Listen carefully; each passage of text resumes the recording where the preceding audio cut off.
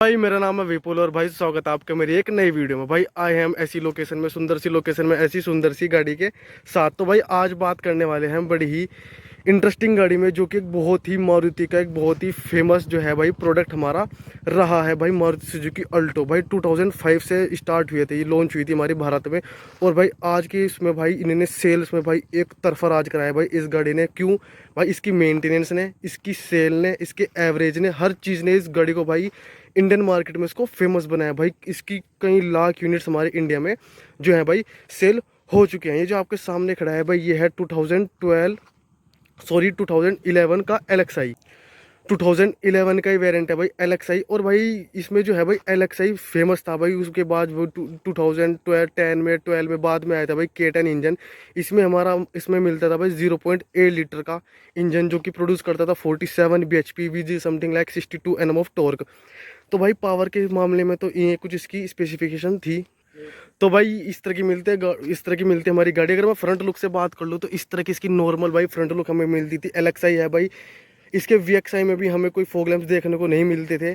इसके LXI में हमें नॉर्मल भाई येलो लाइट इसमें मिलती थी, पार्किंग लाइट, इंडिकेटर, इस तरह की इसकी विड्थ मिलती थी भाई।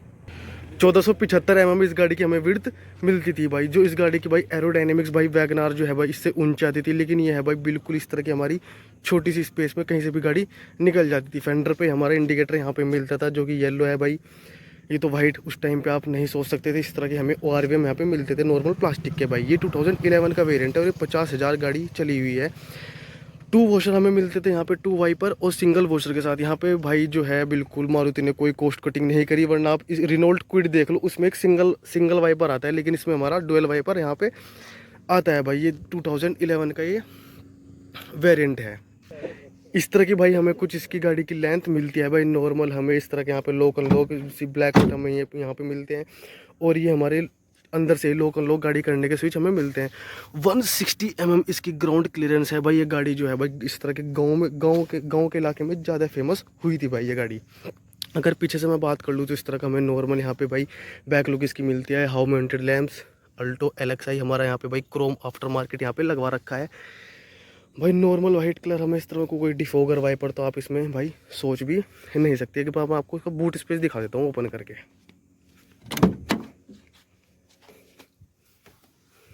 तो भाई इस तरह की हमें इसमें बूट स्पेस मिलती थी। 177 mm की इसमें हमें बूट स्पेस मिलती थी। अगर मैं बात कर लूँ इसके स्पेयर टायर की, तो हमें इस तरह के स्पेयर टायर इसमें मिलता था। ये ब्लैकआउट करवा रखा है, वरना भाई अब भी जो है हमारी स्पेयर टायर जो मारुति है बेस मॉडल में सिल्वर देती थी। 177 mm का इसमें हमें ग्राउंड जो है बूट स्पेस इसमें मिलता था। ये भाई पार्सल ट्रे बाद में लगवा रखे हैं, स्पीकर भी आफ्टर ओनर ने भाई बाद में लगा रखे हैं भाई।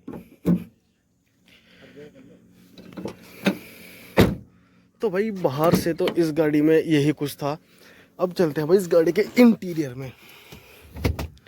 भाई देखना 2011 में ये कुछ हमें इस तरह का इंटीरियर मिलता है। हाँ, इसमें अगर मैं फ्यूल टैंक कैपेसिटी आपको बताऊँ ना भाई, 32 लीटर की इसकी फ्यूल टैंक कैपेसिटी मिल सकती है भाई। आप एक बार चेक भी कर सकते हैं। इस तरह की भाई हमें इसमें मिलती थी कि कोई सेंटर लुकिंग आप इसमें नहीं देख सकते। अगर डोर ट्रिम की बात करूँ तो नॉर्मल हमें वहाँ जिम भी हमें यहाँ पे करने को मिलता है। इस तरह की हमारी फिट एंड फिनिश यहाँ पे मिलती थी। हमारा डोर हैंडल इस तरह के सिंपल डोर हैंडल्स हमें मिलते थे। अगर लोकल लोग की बात कर लूँ तो इस तरह के हमें यहाँ पे मिलते थे भाई। और स्टीयरिंग हमें इस तरह का कुछ मिलता था भाई। अगर मैं एडजस्टमेंट की बात कर लूँ तो हमें से किसी तरह की कोई एडजस्टमेंट नहीं मिलती थी। नॉर्मल हमें यहाँ पे स्पीडोमीटर मिलता था, टैकोमीटर आप सोच भी नहीं सकते। इस तरह का यहाँ पे हमारा ये टेम्परेचर दिखाता है, हमारा यहाँ पे फ्यूल दिखाता है। 180 तक की भाई स्पीड की मार्किंग यहाँ पे दी गई है। नॉर्मल हमें अगर 1000 लाइट जलानी है, 1000 लाइट के स्विच इधर दे रखे हैं। इधर हमारा मैनुअल AC की स्विच। AC वेंट्स पर हमें किसी तरह का कोई क्रोम का यूज़ नहीं दे रखा है। अगर मैं क्लब बॉक्स की बात करूँ तो भाई काफ़ी है, बड़ा है भाई, दे रखा है। इस तरह के हमें यहाँ पे 2 कप होल्डर्स मिलते थे। और भाई यहाँ पे कोई मीटर कंसोल में ये बिल्कुल जो है यहाँ पे कोई वो नहीं है। ये सिंगल यहाँ पे यूनिट हमें दी गई है। 5 स्पीड मैनुअल ट्रांसमिशन हमें सिर्फ मैनुअली हमें मिलता था भाई अल्टो में। अब तक कोई ऑटोमेटिक का ऑप्शन हमें यहाँ पे नहीं मिलता है, ना कोई आर-प्रेस्ट। इस तरह की हैंड ब्रेक हमें यहाँ पे मिलती थी। तो भाई सॉरी डिस्टर्बेंस के लिए इस तरह की हमें वो मिलती थी भाई। हमें यहाँ पे कोई बिल्कुल जो क्वालिटी है ना, बिल्कुल वो उसी टाइम के हिसाब से यहाँ पे मिलती थी भाई। ये हमारा यहाँ पे लगवा रखा है, आफ्टर मार्केट लगवा रखा है भाई। वैसे यही सही है, मार्केट जो कंपनी फिटेड आता है उसमें कोई ब्लूटूथ कनेक्टिविटी नहीं आती थी, लेकिन अगर बाद में लगवा दो तो आप ब्लूटूथ कनेक्टिविटी भी उसमें हमें मिल जाती थी। स्पीकर की अगर मैं बात करूँ, उस टाइम पे हमें स्पीकर जो है भाई डोर पे नहीं देखने को मिलते थे। मारुति अपने स्पीकर डोर में ही देती है, लेकिन उस टाइम पे नहीं मिलते थे। स्पीकर हमारे यहाँ पे डैशबोर्ड में दिए गए थे भाई। यहाँ पे स्पेस 2 स्पीकर के ऑप्शन यहाँ पे आते थे, सिर्फ 2 स्पीकर आते थे। पीछे हैं जो 4 स्पीकर, वो जो पार्सल ट्रे में लगवा रखे हैं वो बाद में लगवा रखे हैं। इस तरह का भाई यहाँ में कोई टिकट होल्डर नहीं मिलता था। इस टाइड की बात को कोई टिकट होल्डर यहाँ पे नहीं मिलता था, नॉर्मल हमें यहाँ पे हेलोजन लाइट मिलती है। इस तरह का फिट एंड फिनिश हमें मिल जाता है। अगर मैं बात कर लूँ भाई इसके रियर स्पेस की,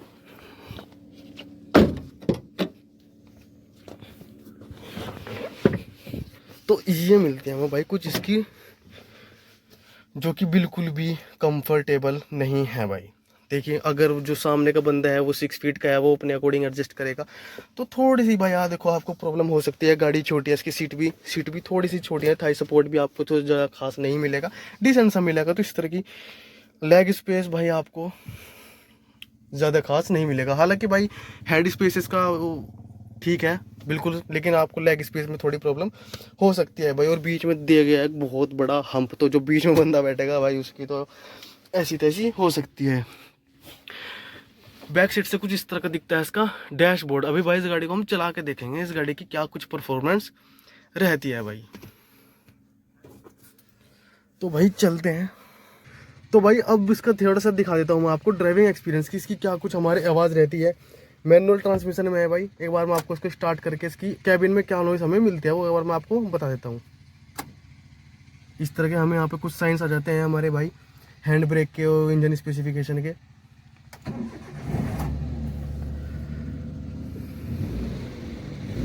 इस तरह की हमें भाई इसकी कुछ नॉइज मिलती थी।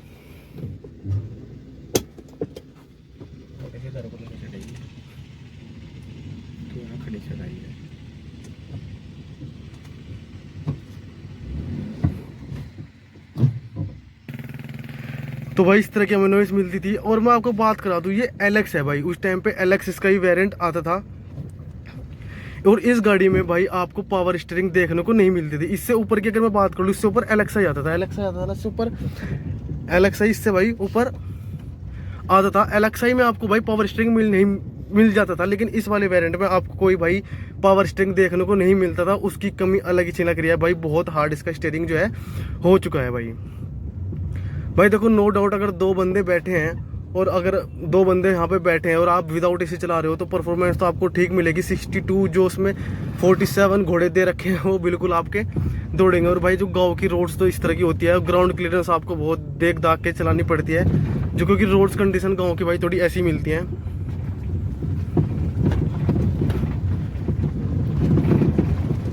बाकी भाई थोड़ा सा देखो, मारुति की रिलायबिलिटी पे शक तो है ही भाई। कुछ 50-60 हज़ार किलोमीटर गाड़ी चलने के बाद थोड़ी सी आपकी सस्पेंशन में वर्क मांगती है गाड़ी, स्टीयरिंग पे फीडबैक में बहुत गाड़ी वर्क भाई मांगती है।